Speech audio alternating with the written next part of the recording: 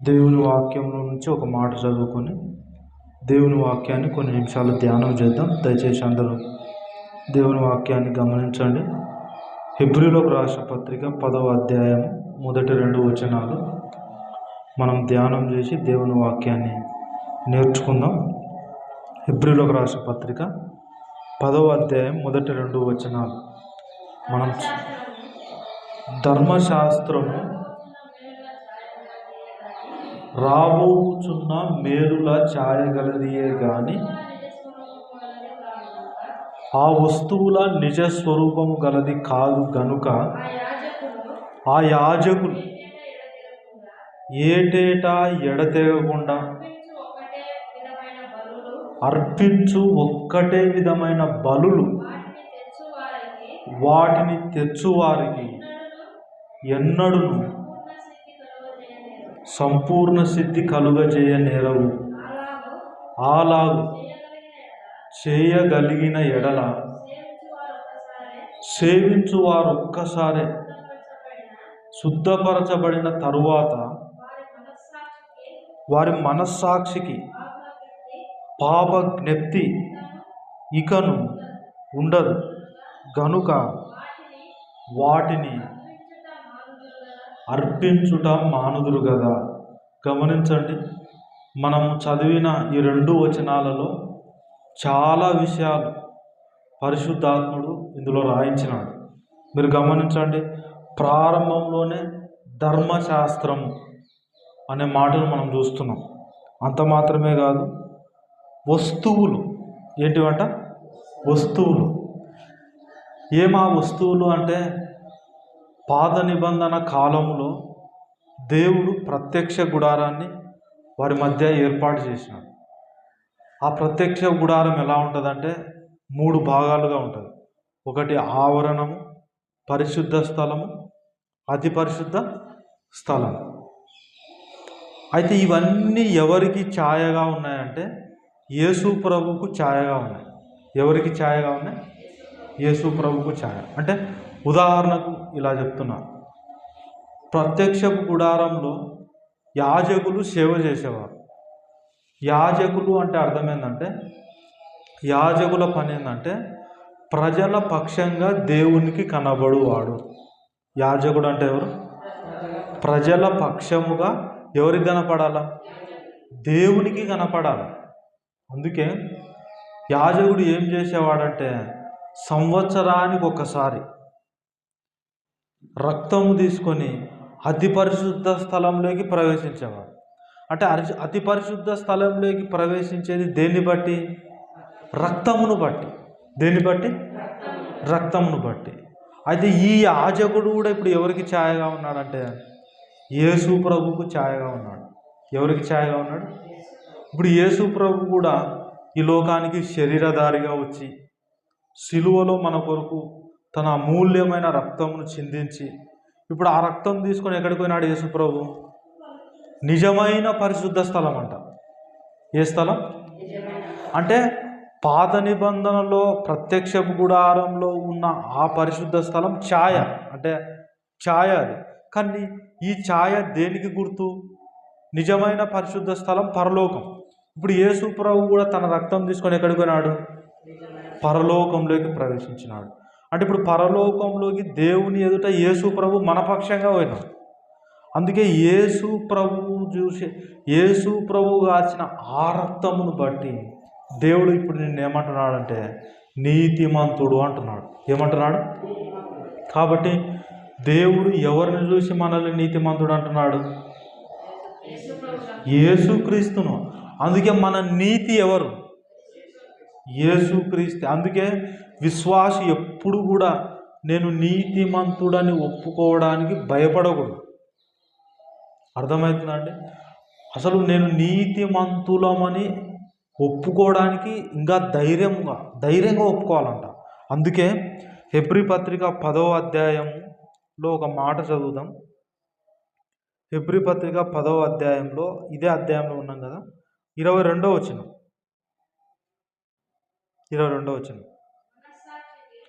మనస్సాక్షికి, మీరు వినండి, మనస్సాక్షికి ఏం దోచకూడదంట?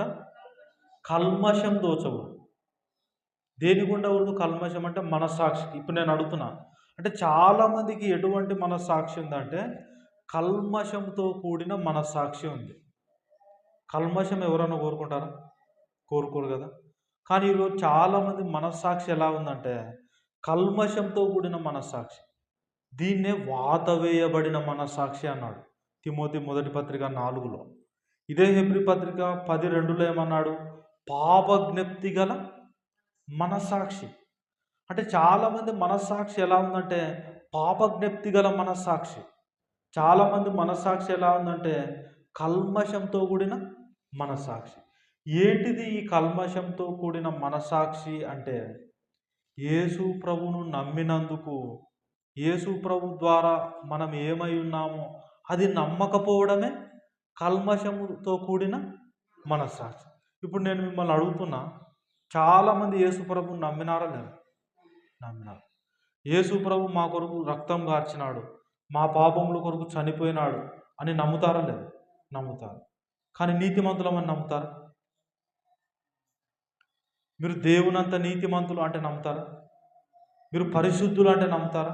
మా కొరకు ఆయన చనిపోయినాడు అంటారు, కానీ మేము పరిశుద్ధులమైతే కాదంటారు. దీన్నే ఏమంటారంటే పాపజ్ఞప్తి గల మనస్సాక్షి అంటారు. ఇప్పుడు యేసు ప్రభువును నమ్మినవాడు నీతిమంతుడా కాదా? ఇప్పుడు నీతిమంతుడు అనేవాడు నీతిమంతుడు అని నమ్మకపోతే ఏమవుతుంది? ఏం వంశీ? యేసు ప్రభువును నమ్మినవాడు నీతిమంతుడా కాదా? నీతిమంతుడు. మీరు నమ్ముతున్నారు లేదా? నమ్ముతున్నారు. కానీ చాలామంది నమ్ముతున్నారు? నమ్ముతలేదు. నమ్మకపోతే ఏమవుతుంది? పాపులు అవుతారా? కాదు. కానీ నమ్మకపోతే నష్టం ఉందా అంటారా లేదంటారు? ఏమా నష్టం? ఏమా నష్టం అంటే గమనించండి, యేసు ప్రభువును నమ్మినందుకు వాళ్ళు ఏమై ఉన్నారో అది అర్థం చేసుకోకపోతే వాళ్ళు ఏమై ఉన్నారో అలా జీవించలేరు. అర్థమవుతుందా? యేసు ప్రభువును నమ్మినందుకు వాళ్ళు నీతిమంతులు, కానీ నీతిమంతుడు అని నమ్మకపోతే ఆ నీతిగా వాళ్ళు జీవించలేరు.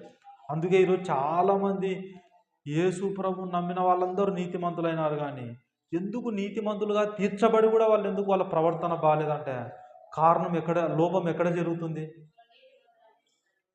లోపం ఎక్కడ జరుగుతుంది వంశీ? వాళ్ళు నీతిమంతులన్న సంగతి వాళ్ళు నమ్ముతలేరు, అర్థం చేసుకుంటలేరు. అందుకే అందుకే మీరు వినండి, వాళ్ళు నీతిమంతులు పరిశుద్ధులు అని వాళ్ళు నమ్మనంత కాలం వాళ్ళు ఎటువంటి మనస్సాక్షి కలిగి ఉంటారంటే పాపజ్ఞప్తి గల మనస్సాక్షి, కల్మషంతో కూడిన మనస్సాక్షి. ఇప్పుడు నేను అడుగుతున్నా, కల్మషంతో కూడిన మనస్సాక్షితో మనం పవిత్రంగా జీవించగలం? అంటే ఎంత కోల్పోతున్నామో చూడండి. అంటే ఇది ఎట్టుందంటే తండ్రికి పుట్టినము కానీ తండ్రికి ఉన్న ఆస్తినంతా ఏది అనుభవించలేకపోతాం. ఇప్పుడు ఒక తండ్రికి పుట్టినాడు కుమారుడు ఈయన నా తండ్రి కాదు అనుకున్నాడు అనుకో, ఈయన నా తండ్రో కాదో డౌట్ పన్నాడు అనుకో, ఇప్పుడు తండ్రి దగ్గర ఏమన్నా అడుగుతాడా? తండ్రి దగ్గరికి ధైర్యంగా వస్తాడా? ఇప్పుడు నేను అడుగుతున్నా, ఎందుకు వస్తలేడు ధైర్యంగా?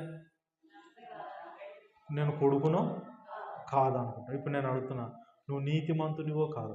అసలు మన ఆస్తి ఏందో తెలుసా? యేసు ప్రభువును నమ్మినందుకు మన ఆస్తి ఏందో తెలుసా? పవిత్రంగా జీవించడం నీ ఆస్తి. అది నీ ఆస్తి. ఏంటిది వంశీ? పరిశుద్ధంగా జీవించడం అది నీ ఆస్తి. ఇప్పుడు ఆస్తి నీకు ఇవ్వడానికి తండ్రి కష్టపడింటాడా, కొడుకు కష్టపడింటాడా? అంటే పరిశుద్ధంగా జీవించడానికి నువ్వు కష్టపడాల్సిన అవసరమే లేదు, అది నీకు ఆస్తి. ఆస్తిని ఏం చేయాలా? అది అంటే పరిశుద్ధంగా జీవించడాన్ని నువ్వు అనుభవించాలా. ఈరోజు చాలామంది పరిశుద్ధంగా జీవించడాన్ని ఏం చేస్తున్నారంటే అది సంపాదించుకోవాలా అనుకుంటున్నారు, అది కష్టపడి సాధించాలా అనుకుంటున్నారు. పరిశుద్ధంగా జీవించడం అనేది కష్టపడి సాధించేది కాదు. పరిశుద్ధంగా జీవించడం అనేది నీ ఆస్తి, నీ స్వాస్థ్యం. అంటే యేసు ప్రభువునందు విశ్వాసం నుంచి రక్షించబడిన వారందరికీ దేవుడు ఏం సిద్ధం చేసినాడు? స్వాస్థ్యము, ఆస్తి సిద్ధం చేసినాడు. ఆ ఆస్తి ఏంటిదంటే పరిశుద్ధంగా జీవించడం అనేది నీ ఆస్తి. పవిత్రంగా బ్రతకడం అనేది నీ ఆస్తి ఆరోగ్యంగా జీవించడం, నీ ఆస్తి ధనవంతునిగా జీవించడం, అది నీ ఆస్తి. ఇప్పుడు ఈ ఆస్తి అంతా అనుభవ అనుభవించాలంటే మొదట నువ్వు ఏమి నమ్మాలా? యేసు వెరీ గుడ్ అమ్మా. నేను ఆయన కుమారుణ్ణి అని నమ్మాను. ఏం నమ్మాలా? కుమారుణ్ణి అని నమ్మినామనుకో, ఇప్పుడు ధైర్యంగా తండ్రి దగ్గరకు వచ్చి ఏమంటావు? డాడీ నాకు నా ఆస్తి అంటావా లేదా? అంటాం కదా. ఇప్పుడు నేను అడుగుతున్నా, ఈరోజు చాలామంది ఎందుకు ఆ ఆస్తిని అనుభవించలేకపోతున్నారంటే, మేము ఇంకా పిల్లలమో కాదు, మేము నీతిమంతులమో కాదు, మేము ఇంకా నరకం పోతామేమో, పరలోకం పోతామో. నరకం పోతామని ధైర్యంగా చెప్తారు కానీ పరలోకం పోతామని మాత్రం ధైర్యంగా చెప్పలేరు. కానీ విశ్వాసి ఏది ధైర్యంగా చెప్పాలా? నేను పరలోక పౌరుణ్ణి, నేను యేసు ప్రభువును నమ్మినప్పుడే మరణంలో నుండి జీవంలోకి దాటిన, నేను యేసు ప్రభువును నమ్మినప్పుడే క్రీస్తుతో కూడా దేవుని కుడిపార్శ్వంన కూర్చుండబెట్టబడ్డాను. నేను పరలోక పౌరుడను. ఇక నన్ను ఏది కూడా నన్ను పాపిగా చెయ్యలేదు. ఒకవేళ ఏ తప్పన్న నిన్ను పాపిగా చేసిందే అనుకో, అది యేసు ప్రభు రక్తము కంటే గొప్పదని అర్థం. ఇప్పుడు నేను అడుగుతున్నా, యేసు ప్రభు రక్తం కంటే అమూల్యమైనది ఏదన్నా ఉందా? ఇప్పుడు నేను అడుగుతున్నా, ఒక అబద్ధం ఆడినారు అనుకోండి, ఒక విశ్వాసి ఒక అబద్ధం ఆడినాడు అనుకో. ఇప్పుడు నేను అడుగుతున్నా, ఆడే అవకాశం ఉందా లేదా? ఉంది, ఖచ్చితంగా ఉంది. కానీ ఆడకుండా జీవించే అవకాశం కూడా ఉంది. అయితే అది నిదానంగా కలుగుతుంటుంది, జరుగుతుంటుంది, ఎదిగే కొద్దీ అది జరుగుతుంది.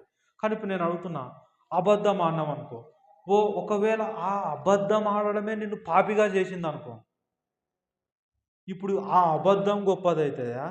యేసు ప్రభు రక్తం గొప్పదవుతుందా?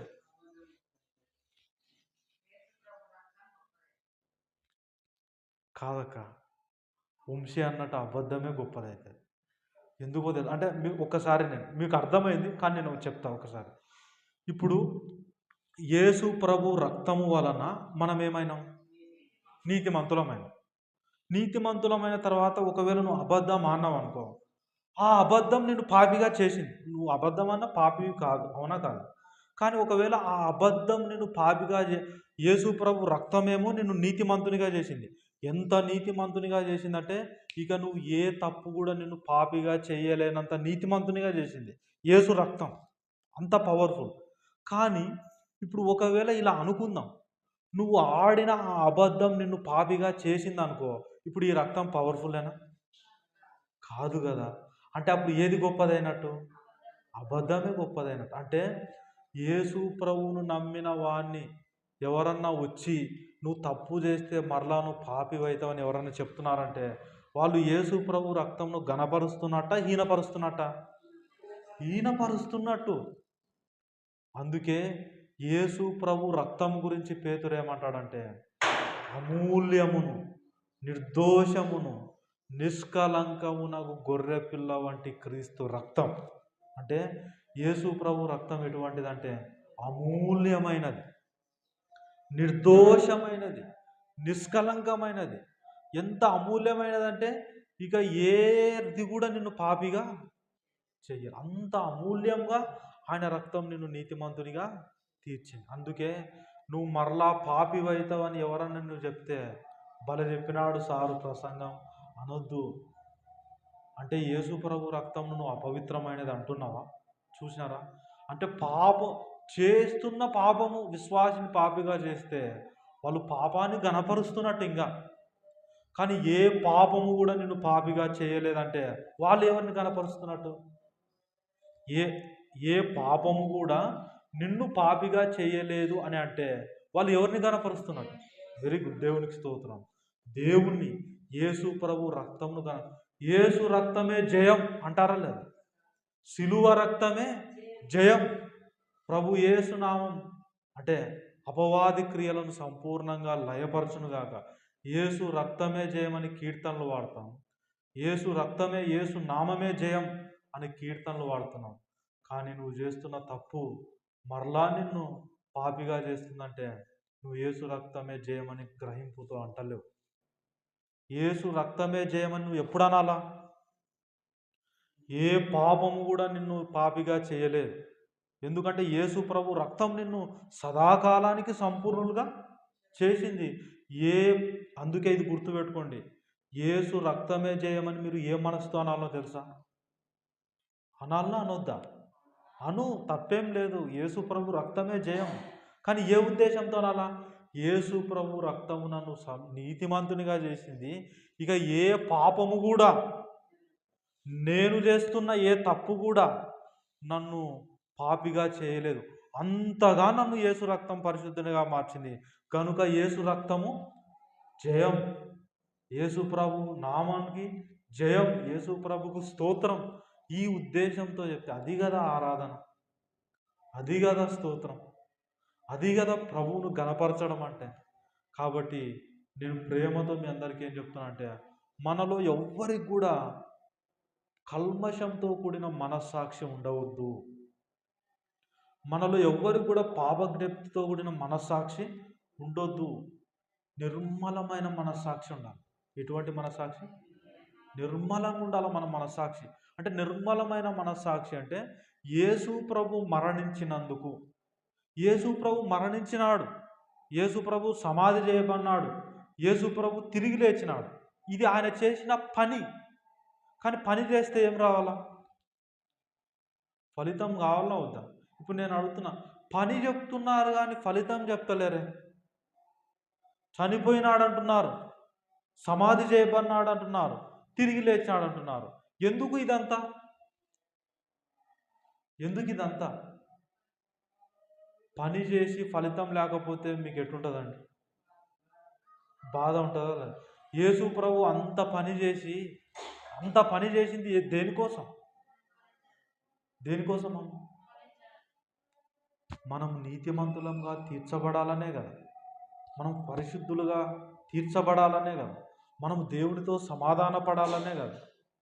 మరి ఇంత పని చేసినా కూడా, ఆ పనిని నమ్మిన తర్వాత కూడా నువ్వు పాపివే అంటే, ఇప్పుడు బాగా పని చేసినావు, మీకు డబ్బులు ఇవ్వలేదంటే దాని అర్థం ఏందో తెలుసా? నువ్వు పని బాగా. ఇప్పుడు నేను అడుగుతున్నా, యేసు ప్రభుని నమ్మినా నువ్వు పాపివే అంటే ఏమంటున్నట్టు?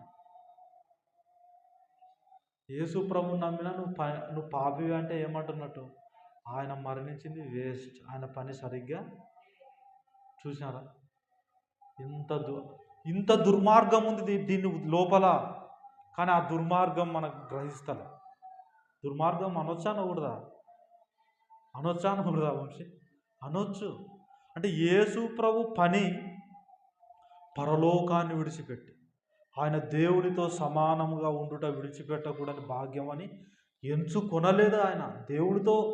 దేవుడు ఆయన.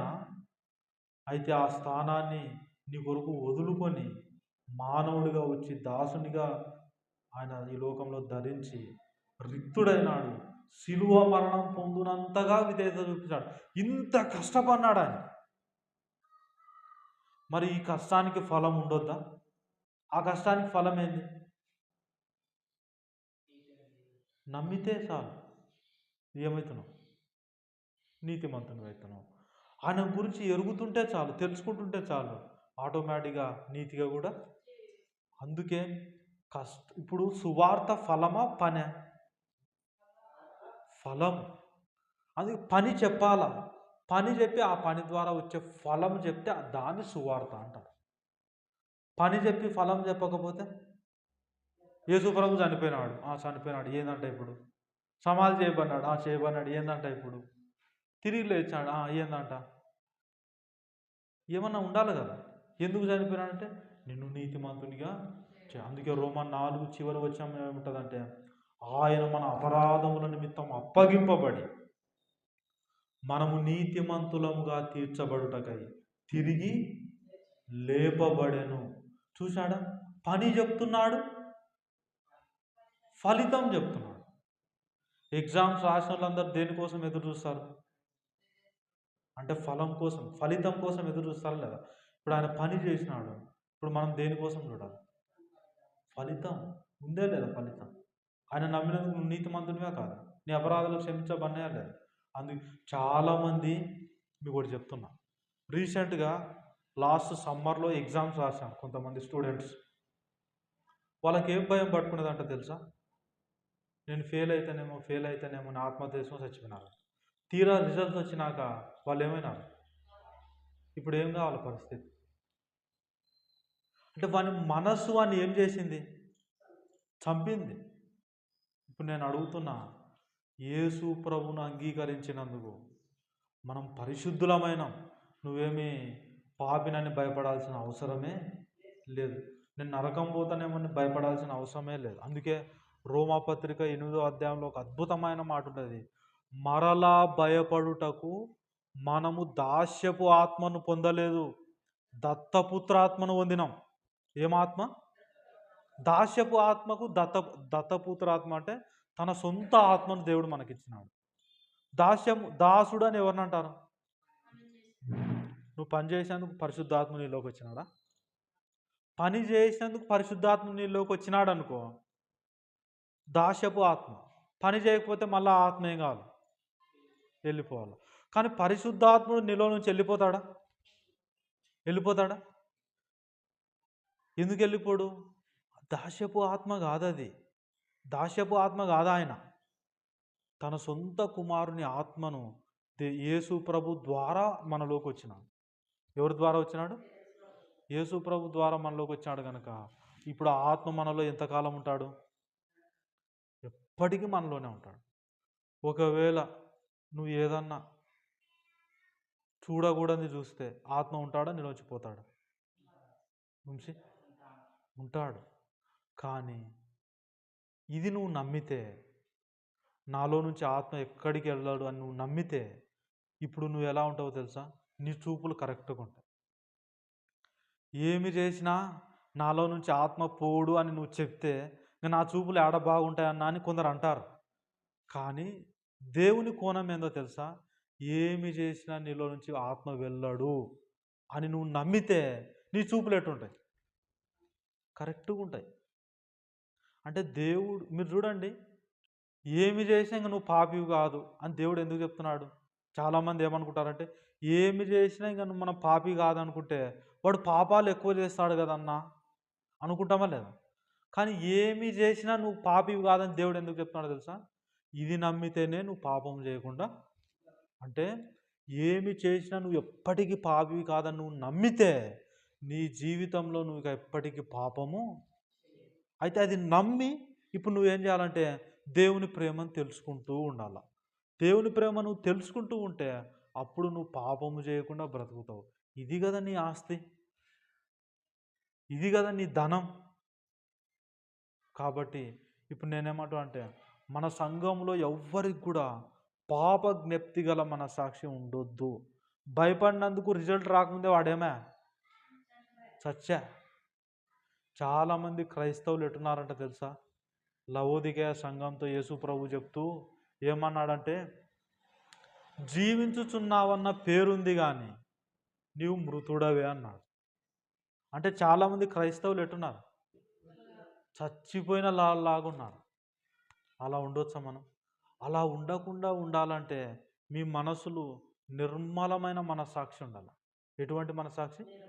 నిర్మలమైన మనస్సాక్షి అంటే ఆయన చేసిన పని ద్వారా నీకు కలిగిన లాభమును నువ్వు నమ్మాలి. లాభం ఏంది? ఆయన పాపముగా చేయబడ్డాడు, నువ్వేమైనా నీతిమంతునిగా చేయబడ్డాడు. ఆయన దరిద్రుడైనాడు, ఎందుకు? మనలను ధనవంతులుగా చేయడం. ఆయన శాపముగా చేయబడ్డాడు, ఎందుకు?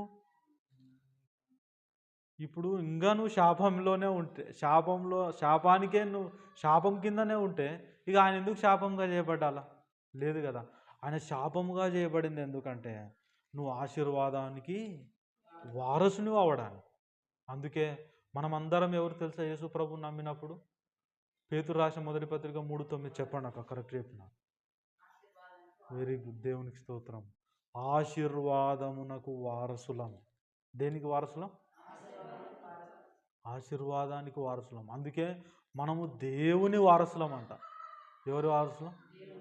చాలామంది ఏమనుకుంటారంటే చిన్నప్పుడు ఇటు అనుకుంటుంటారు కదా, నేను బాగా డబ్బులున్నోళ్ళ ఇంట్లో పుట్టింటే బాగుండరా, మా నాయన అంబానీ అంటే బాగుండరా అని అనుకునే వాళ్ళు చాలామంది ఉంటారు కదా. కానీ ఇప్పుడు నేనేమంటున్నానంటే, అంబానీ దేవుని కంటే గొప్పోడా? దేవుని కంటే గొప్పోడు ఎవరన్నా ఉన్నారా? దేవుడంట అబ్రహాం దగ్గరికి వచ్చి అబ్రహాంకు వాగ్దానం చేశాడంట, నేను నిన్ను నిశ్చయముగా ఆశీర్వదిస్తా, నిశ్చయముగా నేను నిన్ను విస్తరింపజేస్తా అని దేవుడు అబ్రహాంకు వాగ్దానం చేశాడు. వాగ్దానం చేసినప్పుడు ఒక్కోసారి మనం ఏమంటామంటే, నేను మాట చెప్తున్నా కానీ వాడు నమ్ముతాడో లేదని డౌట్ కొడుతుంది కదా. కొట్టినప్పుడు ఏం చెప్తాం? నిజంగా చెప్తున్నారా, కావాలంటే రైట్ అంటారా లేదా? దేవుడు కూడా ఏం చేశాడో తెలుసా?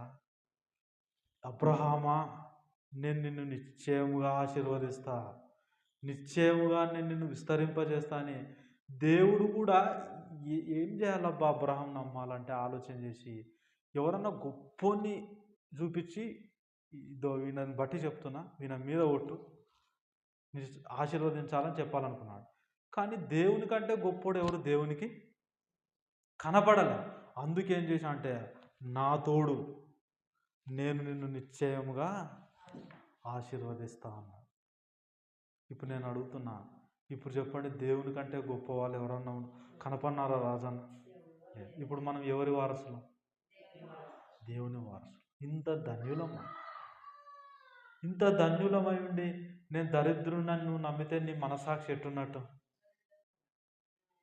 కల్మషం తోస్తున్న మనస్సాక్షి. నిర్మలంగా ఉండాల మన మనస్సాక్షి. అంటే నిర్మలమైన మనస్సాక్షి అంటే యేసు ప్రభువు చేసిన ఆ శిలువ మరణము ద్వారా నీకు కలిగిన స్థితిని నువ్వేం చేయాలి? అందుకే ఆ స్థితిని మీరు రోజు ఏం చేయాలి? మీరు ప్రార్థన చేస్తున్నా కూడా మీరు ఏం చేయాలో తెలుసా? అది బర్త్డే అయినా, మ్యారేజ్ అయినా, ఇంకేంది డెత్ డే అయినా, ఇంకేంటి ఉంటాయి, యానివర్సరీ అయినా, ఏదైనా ఏ ప్రార్థనలో అయినా మీరు ఎప్పుడు ఏం జ్ఞాపకం చేయాలో తెలుసా? దేవునికి, దేవా, యేసు ప్రభు నా కొరకు మరణించడం ద్వారా నువ్వు నన్ను నీతిమంతునిగా చేసావు, నీకు వందనాలైనా చెప్పి అప్పుడు మిగతా ఏం చేయాలో అడుగు. అందుకే ఫిలిప్పీ పత్రిక 4వ అధ్యాయం 6వ వచనం చదవండి ఒకసారి. ఫిలిప్పీలకు రాసిన పత్రిక 4వ అధ్యాయం 6వ వచనం. ఫిలిప్పీలకు రాసిన పత్రిక 4వ అధ్యాయము 6వ వచనం చూడండి. దేనిని గూర్చియు ఏం చేయొద్దంట? చింత పడొద్దు. సాధారణంగా మనుషులకు ఉండేదే ఏంటిది? చింత. అసలు యేసు ప్రభువున రేపేం తినాలా, రేపేం తాగాలా, అదే కదా సాధారణంగా. ఈరోజు అయిపోతుంది, రేపేం వండుకోవాలా. కొందరైతే మరి ఉదయమే తింటారు, మధ్యాహ్నానికి ఏం వండాలా. అంటే మనుషులకు ఏదంటే చింత. అందుకే మత్తయి 6లో యేసు ప్రభు అన్నాడు, ఏమి తిందుము, ఏమి త్రాగుదుము అనే చింత మీకు ఉండొద్దు. ఆకాశ పక్షులను చూడండి, అవి విత్తవు, కొయ్యవు, కొట్లల్లో అంటే దానిలో గోడౌన్లు కూడా లేవు. ఇప్పుడు వాటిని పోషిస్తున్నాడా లేదా? ఇప్పుడు నేను అడుగుతున్నా, పక్షి గొప్పనా దేవుని దృష్టికి నువ్వు గొప్పనా రాజన్న? మనమే గొప్ప. మీరు పక్షుల కంటే శ్రేష్ఠులు అన్నాడు. ఇప్పుడు పక్షులు ఆయన పోలికలో చేసుకున్నాడా? మనల్ని ఆయన పోలికలో చేసుకున్నాడా?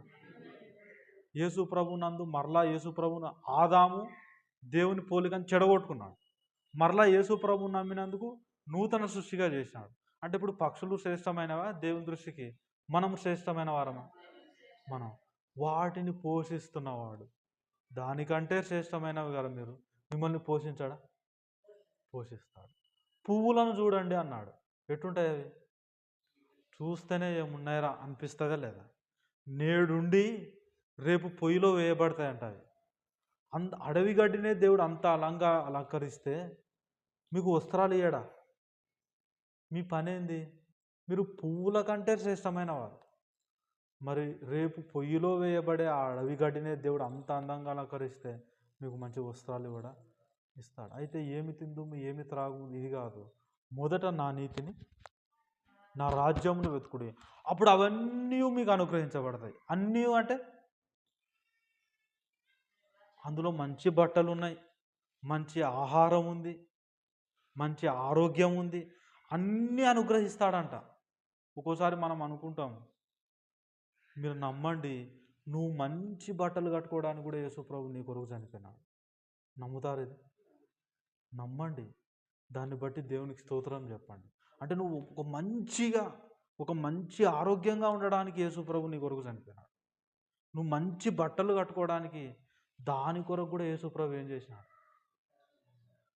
ఏం రాదని ఎప్పుడన్నా పిల్లలను షాపుకి తీసుకుపోయి ఏం కావాలో తీసుకో అని చెప్పి వాళ్ళు కోరుకున్నది తీసుకున్నాక వెల చెల్లిస్తావా లేదా? యేసుప్రభు శిలువలో వెల చెల్లించి, ఇదిగో నేను వెల చెల్లించిన, మంచిగా నువ్వు జీవించు, ఆరోగ్యంగా జీవించు అని చెప్తున్నాడు. అందుకే వీటిని గురించి చింతించవద్దు, నువ్వు వీటి వెంట పోవద్దు. ఆయన నీతి, ఆయన ప్రేమ, ఆయన నీ కొరకు ఏం చేశాడు, ఆయన మరణం ద్వారా నీకు ఏం లాభం కలిగింది అని నువ్వు ధ్యానం చేస్తూ ఉంటే నీకు ఎప్పుడైతే ఆయన ప్రేమ అర్థమవుతుందో, ఆయన ప్రేమలోనే నీకు మంచి వస్త్రాలు ఉన్నాయి, మంచి ఆహారం ఉంది, అన్ని ఆశీర్వాదాలు. అందుకే ఆయన ప్రేమను ఎరుగుట అనే దాని మీద మన మనసు ఉండాలి. అప్పుడు ఇవన్నీ ఎలా వస్తాయి? నీ వెంట వస్తాయి. అందుకే కృపాక్షేమములు నా వెంట వస్తున్నన్నాడా, మనం దాని వెంట పోవాలన్నా? లోకమంతా దేని వెంట అవుతుంది? నాకు క్షేమం కావాలని క్షేమం వెంట పోతుంది. ఇప్పుడు నేను అడుగుతున్నా, నీ వెంట అది రావాలన్నా, మనం దాని వెంట పోవాలన్నా? అది మన లైఫ్ అంటే. అంటారు కదా, అంటే మన వెంట రావాలి ఏదైనా. అటువంటి జీవితానికి దేవుడు మనల్ని వారసులుగా చేసి. అందుకే ఇప్పుడు చదవండి, దేనిని గూర్చి చింతపడకుడు కానీ ప్రతి విషయంలోనూ ఏం చేయాలండి? దేని గురించి చింతించొద్దు, ప్రార్థన చెయ్యి. ప్రార్థన విజ్ఞాపనముల చేత ఎటంట కృతజ్ఞత చెల్లించుకుంటూ. అంటే దేవుణ్ణి అడగాల్సిన పద్ధతి ఎలానో చెప్తున్నాడు పౌలు, సంఘానికి చెప్తున్నాడు. మీ విన్నపాలు ఏమన్నా ఉంటే, మీ ప్రార్థన ఏదన్నా ఉంటే కృతజ్ఞత పూర్వకంగా దేవునికి. అంటే ఇప్పుడు ఏం చేయాలో? కృతజ్ఞత పూర్వకంగా దేవునికి చెల్లించడం అంటే నేనేం చెప్తున్నా అంటే, మీలో ఎప్పుడు కూడా పాపజ్ఞప్తి గల మనస్సాక్షి, అంటే మీ మనస్సు కల్మషంగా ఉండకూడదు, మీ మనస్సు వాతవేయబడిన మనస్సాక్షిగా ఉండొద్దు, మీ మనస్సు నిర్మలంగా ఉండాలి. నిర్మలంగా అంటే, దేవా, యేసు ప్రభు మరణం ద్వారా నన్ను నీతిమంతునిగా తీర్చినావు, యేసు ప్రభు శిలువ మరణం ద్వారా నన్ను పరిశుద్ధునిగా తీర్చినావు, నీకు వందనాలు అని చెప్పి ఇప్పుడు నీకేం కావాలో అడుగు. అది ప్రార్థన విధానం. కాబట్టి మీరు బర్త్డే అయినా ఏమని చెప్పాలా? ఏమని కృతజ్ఞతలు చెప్పాలా? బర్త్డే అయినా మీరేం కృతజ్ఞత చెప్పాలో తెలుసా? దేవా, యేసు ప్రభు శిలువ మరణం ద్వారా నా పాపములన్నీ క్షమించావు, నీకు స్తోత్రాలు. నాకు మరొక సంవత్సరాన్ని ఇచ్చావు, నీకు వందనాలు. అయితే ఈ సంవత్సరం అంతట్లో నీ కాపుదల నాకు అనుగ్రహించు. అంటే నువ్వు అడిగే ముందు ఏం చేయాలా? కృతజ్ఞతలు చెల్లించాలా. దేన్ని బట్టి కృతజ్ఞతలు? నిన్ను రక్షించినందుకు, నీ పాపాలు క్షమించినందుకు, నేను నీతిమంతునిగా తీర్చినందుకు ఇక నీకు ఎప్పటికీ నరక శిక్ష లేదు. దీన్ని నువ్వు అర్థం చేసుకుంటూ కృతజ్ఞత చెల్లిస్తుంటూ నువ్వు అడిగితే అప్పుడు నీకు ఇంకా విశ్వాసం పెరుగుతుంది. ఖచ్చితంగా నువ్వు దేన్నైతే అడుగుతావో దాన్ని పొందుకుంటావు కూడా. కాబట్టి ఎలా అడగాలి? దేని గురించి మీరు చింతపడొద్దు. మీ విన్నపములు ఎవరికి చెప్పాలా? నేను అడుగుతున్నా, మీరు చిన్న సమస్యను కూడా ఎవరికి చెప్పడం నేర్చుకోవాలి ఇప్పటి నుంచి. అది నేర్చుకోవడం. సాధారణంగా ఏమన్నా సమస్య వస్తేనే మనం చేసేది ఏంది? దేవుని అంటే దాని విషయమే ప్రార్థన చేయం. ఏం చేస్తాం? మన ప్లాన్లు మనకుంటాయి, ఇంకా మన ఆలోచనలు మనకుంటాయి. నెక్స్ట్ ఇంకా మనం కూర్చొని ప్లాన్లు వేస్తుంటాం. వంశీ అన్నట్టు ఇంటి పక్కలకి చెప్పడము, లేదంటే అది ఎవరితో సమస్య ఉందో వాళ్ళతో.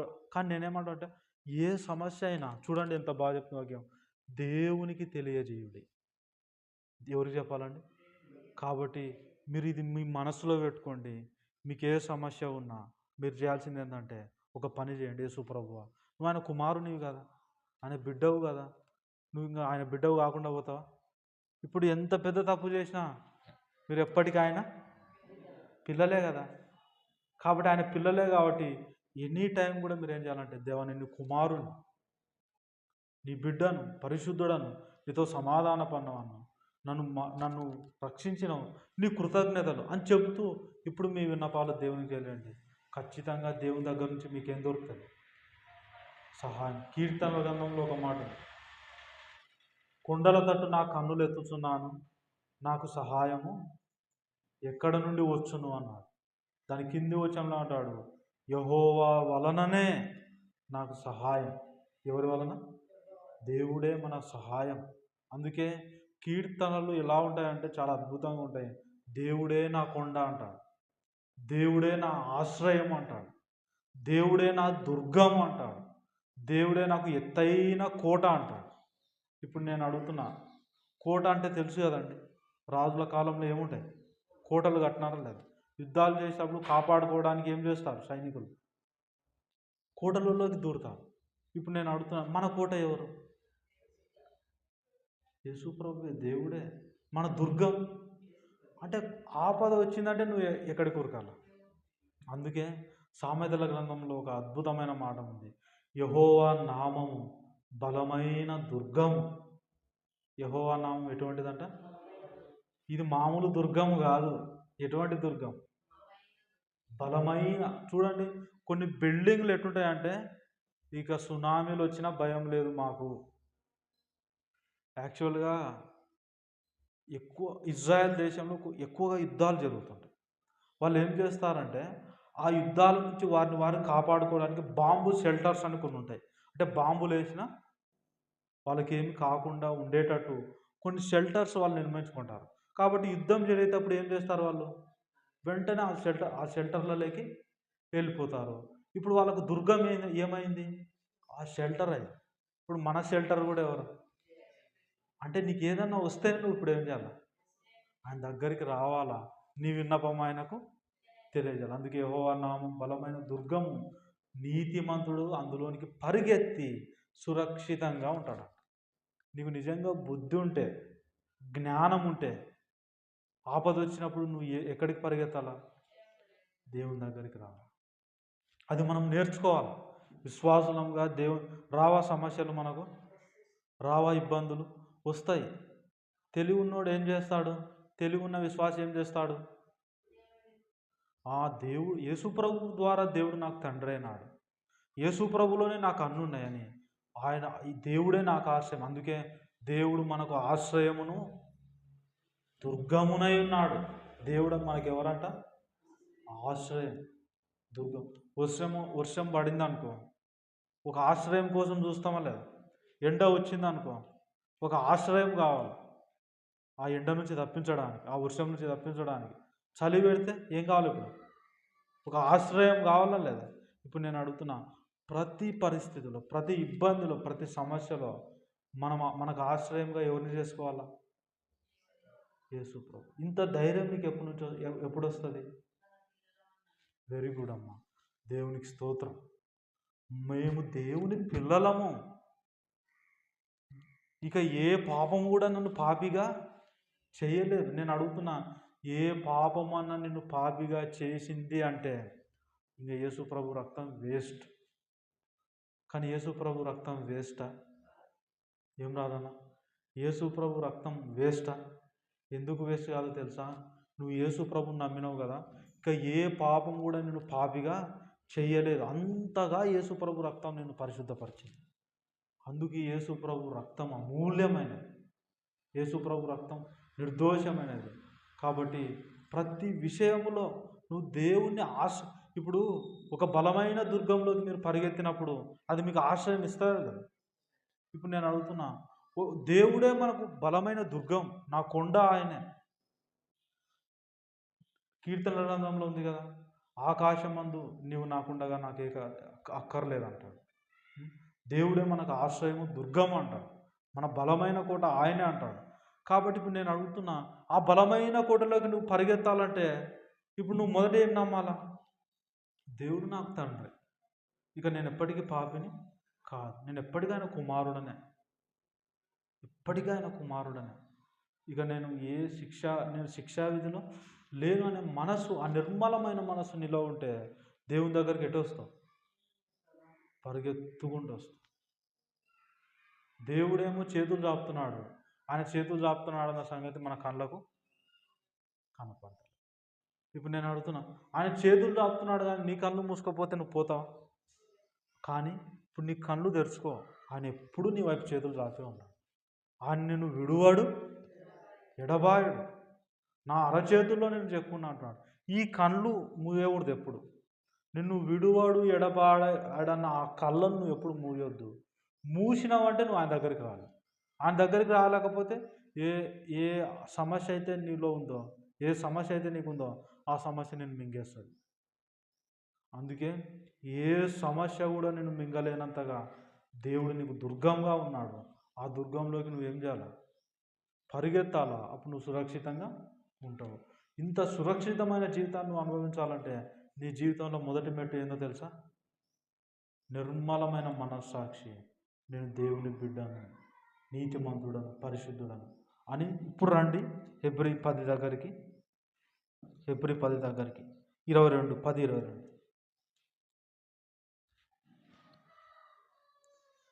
హెబ్రీ 10 22. మనస్సాక్షికి, ఇప్పుడు చెప్పండి, మనస్సాక్షికి ఏం దోచకూడదు? ఇప్పుడు నేను అడుగుతున్నా, మనస్సాక్షికి కల్మషం తోచడం అంటే ఏంటి? మనస్సాక్షికి కల్మషం తోచడం అంటే యేసు ప్రభువు నీ కొరకు మరణించిన ఆ మరణం ద్వారా నీకు ఏమి కలిగిందో అది నమ్మకపోతే అది ఏ మనస్సాక్షి? కల్మషం. నిర్మలమైన మనస్సాక్షి అంటే యేసు ప్రభువు నమ్మినందుకు నువ్వు ఏమైనావో అది నువ్వు నమ్మితే ఆ మనస్సాక్షిని ఏమంటారు? ఇప్పుడు నేను అడుగుతున్నా, మనకు నిర్మలమైన మనస్సాక్షి ఉండాలన్నా, కల్మషం దోచే మనస్సాక్షి ఉండాలన్నా? నిర్మలమైన మనస్సాక్షి ఉండాలి. నిర్మలమైన మనస్సాక్షి అంటే అర్థం ఏంటంటే యేసు ప్రభువుని నమ్మినందుకు నువ్వు ఎవరు అడుగుతామా లేదు? ఎవరన్నా ఫోన్ చేసి హలో అంటే మనం ఏమంటాం? ఎవరు బాబు నువ్వు అంటామా లేదా? ఇప్పుడు నేను అడుగుతున్నా, నువ్వు ఎవరు? నేను క్రీస్తునందున్నవాణ్ణి, దేవుని కుమారుడను, శిక్షావిధిలో లేను, పరిశుద్ధాత్మ కలిగిన వాణ్ణి, ఆశీర్వాదమునకు వారసు. అందుకే నువ్వు ఎవరో నువ్వు నమ్మితే నీ మనసాక్షి ఎట్టున్నట్టు? ఇప్పుడు నిర్మలంగా ఉన్నట్టు. నిర్మలం అనే మాట నచ్చుతుంది కానీ నిర్మలమైన మనస్సాక్షి చాలామందికి లేదు లేదు కదండి. అందుకే నేను అడుగుతున్నా, యేసు ప్రభువుని నమ్మినందుకు మనం నిర్మలమైన మనస్సాక్షితో. అందుకే ఇప్పుడు అంటున్నాడు, మనస్సాక్షికి కల్మషం తోచకూడదు. ఏం తోచకూడదు? కల్మషం తోచకుండానట్లు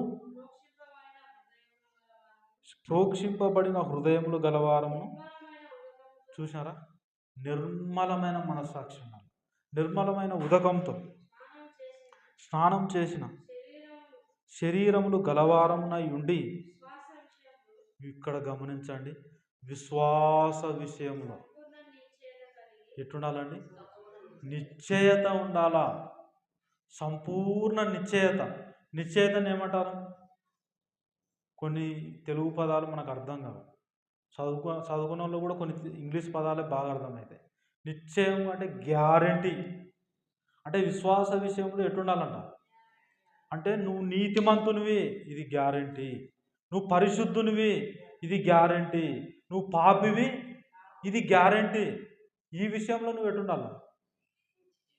నిశ్చయత, గ్యారంటీతో ఉండాలి. కొందరు దేన్నైనా ఎన్ని వారాలలో ఉంటుంది గ్యారంటీ. కొన్ని వస్తువులకు సంవత్సరాల్లో ఉంటుంది గ్యారంటీ. కొందరికి కొన్ని వస్తువుల మీద ఎక్కువ సంవత్సరాలు గ్యారంటీ ఉంటుంది. కానీ నువ్వు నీతిమంతుని అనే గ్యారంటీ ఎన్ని రోజులు ఇచ్చినాడు తెలుసు దేవుడు? నువ్వు నీతిమంతుని అనే గ్యారంటీ దేవుడు నీకు ఎన్ని రోజులు ఇచ్చినాడు? ఏమో నాకు కొంచెం ఎంచుకుంటే ఆగన్నా అన్నట్టుగా పెట్టినారు. నువ్వు నీతిమంతుడు అన్న గ్యారంటీ దేవుడు నీకు ఎంతకాలం వరకు ఇచ్చినాడు? సదాక, ఎప్పటికీ నువ్వు ఎవరే నీతిమంతు, అంత గ్యారెంటీ. అందుకే విశ్వాస విషయంలో సంపూర్ణ నిశ్చయత కలిగి యథార్థమైన హృదయముతో ఇక్కడికి రావాలంట. దేవుని దగ్గరకు వస్తున్న ప్రతిసారి అంటే ఆల్రెడీ నువ్వు దేవునిలో ఉన్నావు, కానీ దేవుని నువ్వు జ్ఞాపకం చేసుకుంటున్న ప్రతిసారి యథార్థంగా రావాలి. యథార్థత అంటే మనం ఏమనుకుంటాం చెప్పండి? యథార్థత అంటే మనం ఏమనుకుంటాం? యథార్థత అంటే మనం ఏమనుకుంటామంటే 10 రూపాయలు ఇచ్చినామంటే 10 రూపాయలే అని చెప్పాలి. కరెక్టే, అది లోకంలో జరిగే యథార్థత. ఈ యథార్థత మనకే ఉంటుందా, లోకానికి కూడా ఉంటుంది? లోకానికి కూడా. కానీ యథార్థత అంటే ఏందో తెలుసా? యథార్థ హృదయం అంటే ఏందో తెలుసా? యేసు ప్రభువుని నమ్మినందుకు నువ్వు ఎవరివని నువ్వు నమ్మడమే యథార్థమైన. నేను పాపిని అనడం యథార్థతనా? కానీ ఈరోజు ఏది యథార్థత అనుకుంటున్నారు అందరూ? అందరూ యథార్థత లోకాన్ని కాసేపు పక్కన పెడితే మామూలుగా విశ్వాసులు కూడా చాలామంది ఏమనుకుంటున్నారో తెలుసా? యథార్థత అంటే నేను పాపినినైనా అని చెప్పడము యథార్థత అనుకుంటున్నారు. అది యథార్థతనా? చూడండి, అందుకే యథార్థత గురించి ఇక్కడ రాశాడు. కల్మషం దోచకూడదు బాబు నీ మనస్సాక్షికి. ఒక్క అర్పణ చేత చదవండి, 10:10 చదవండి. వంశీ చదువు, 10:10 చదువు. గమనించండి, ఇవి చాలాసార్లు విన్నారు మీరు, అయినా జ్ఞాపకం చేసుకుంటున్నాం. యేసుక్రీస్తు యొక్క శరీరము ఒక్కసారియే. ఇప్పుడు అక్కడ ఆగుదాం. యేసుక్రీస్తు శరీరం ఎన్నిసార్లు అర్పించబడింది? కానీ పాత నిబంధన కాలంలో బలులు ఎప్పుడెప్పుడు అర్పించేవారు? ఏటేటా తెచ్చి ఏం చేసేవాళ్ళు? కోసేవాళ్ళు. ఇప్పుడు నేను అడుగుతున్నా, కానీ యేసు ప్రభు చనిపోయింది ఎందుకు అక్కడ ఏటేటా, ఇక్కడ ఎందుకు ఒకసారి?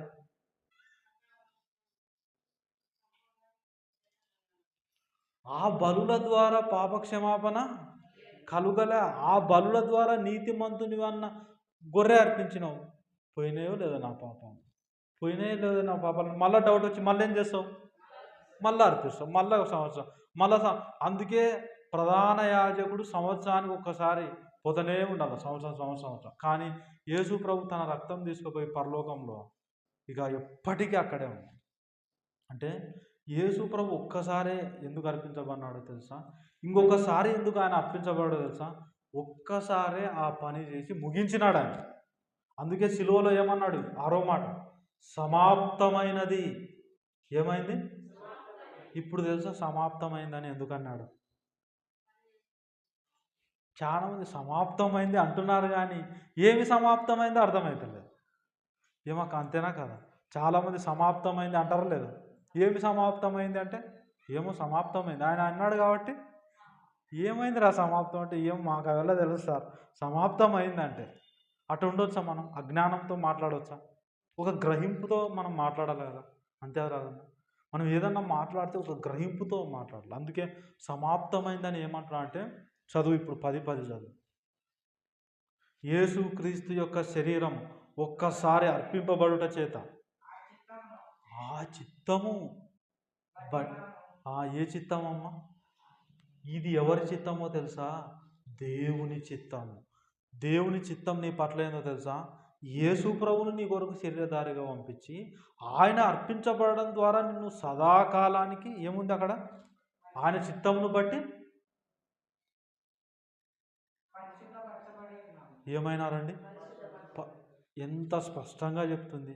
ఇంకా మీరు పరిశుద్ధులని నమ్మకపోతే, అంటే మీరు కాదండి, మీరు అంటలేండి, అంటే ఒకవేళ మనం కూడా వాక్యం వినకపోతే చాలా సంవత్సరాలు మనం కూడా ఏమనుకుంటామో తెలుసా? ఇంకా పాపినేమో అనుకుంటాం.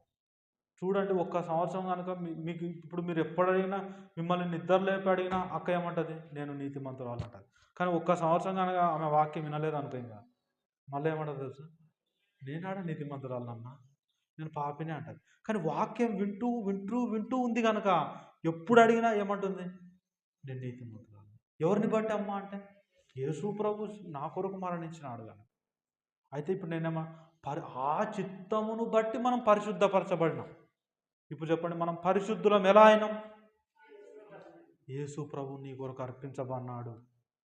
అంటే పాత నిబంధనలో అర్పణలు అర్పిస్తారు కదా, బలులు. ఆ బలులు ఎవరికి గుర్తు? యేసు ప్రభు. అంటే ఇప్పుడు నువ్వు బలి తెచ్చినందుకు కాదు, యేసు ప్రభువే నీ కొరకు బలి అయిపోయినాడు. అందుకే ఈ బలి తీసుకొని నువ్వు ఎవరి దగ్గరికి పోతున్నావు? దేవుని దగ్గరికి పోతున్నావు. ఇప్పుడు చెప్పండి, చాలామంది నేనేం అర్పించాలా దేవునికి, నేనేమి ఇవ్వాలా దేవునికి అనుకుంటారు కదా. నేను ఇవ్వద్దు అంటలేను, అర్పించొద్దు అంటలేను. ఫస్ట్ ఆయన నీ కొరకు ఏం అర్పించినాడో అది తెలుసు. ఏం అర్పించినాడు?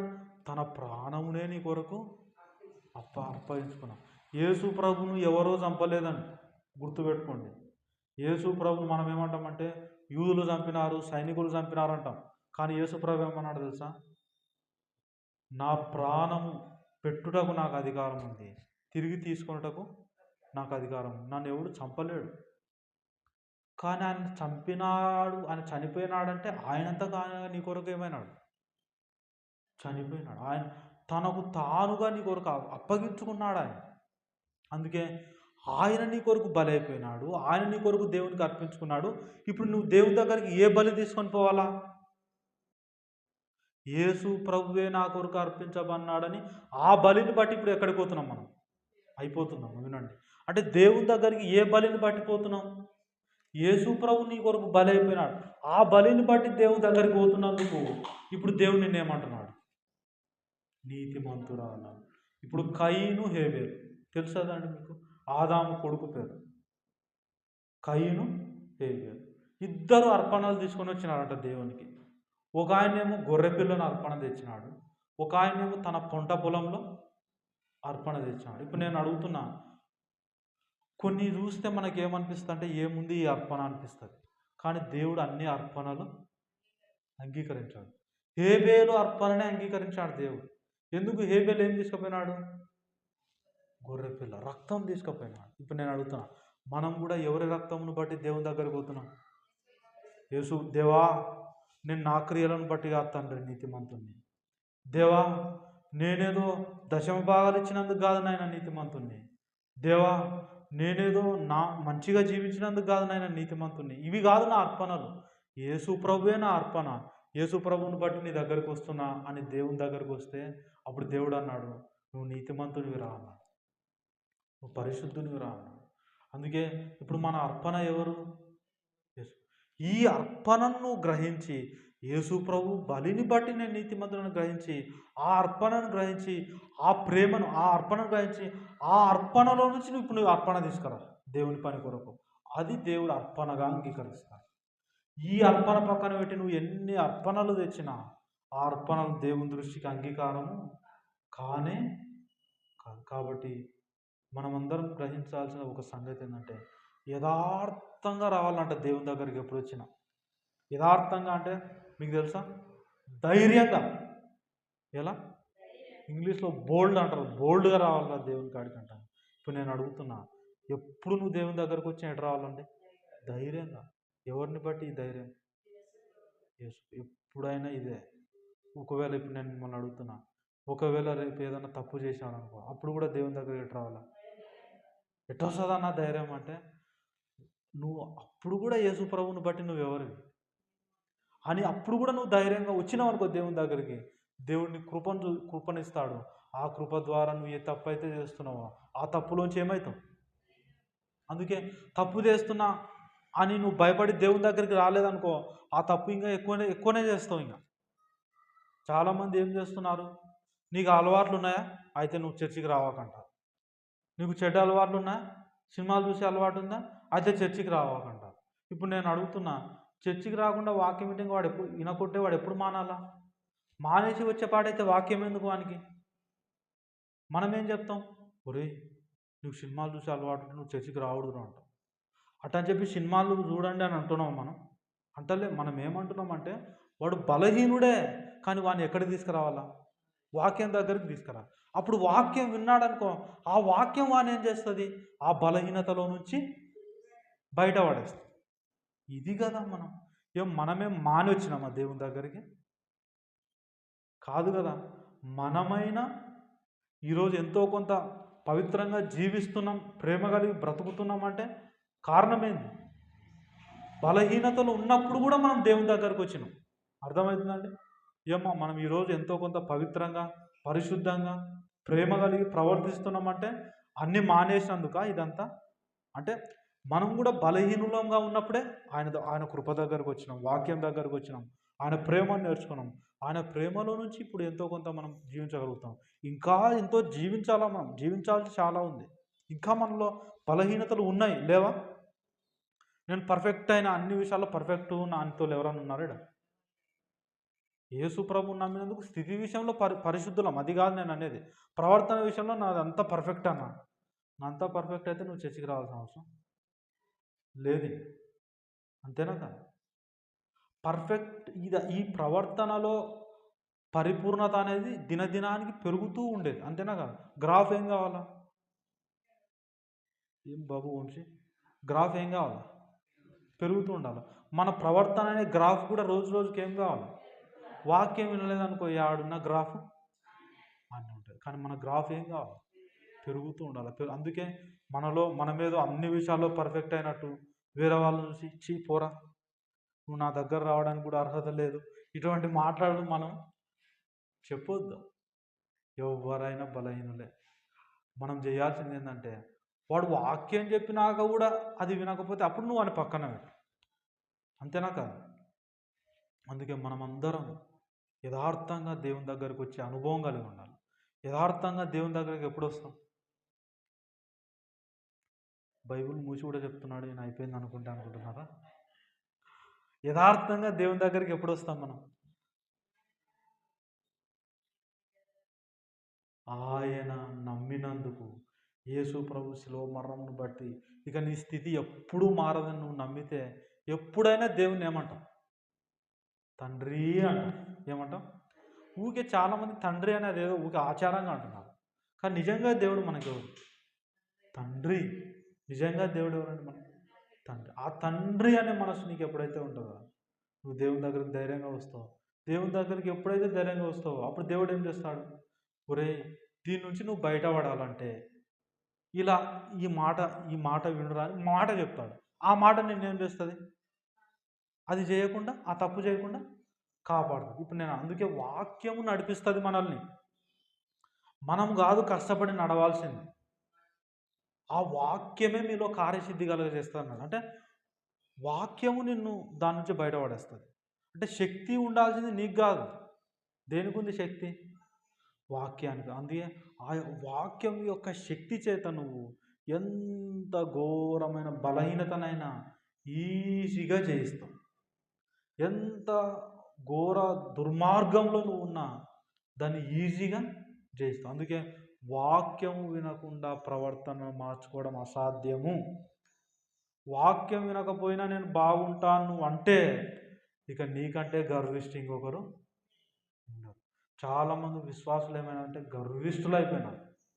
ఏమైనా మనలో ఎవ్వరము అలా ఉండముందుము గాక. ఏం వంశీ అన్నావా? అను.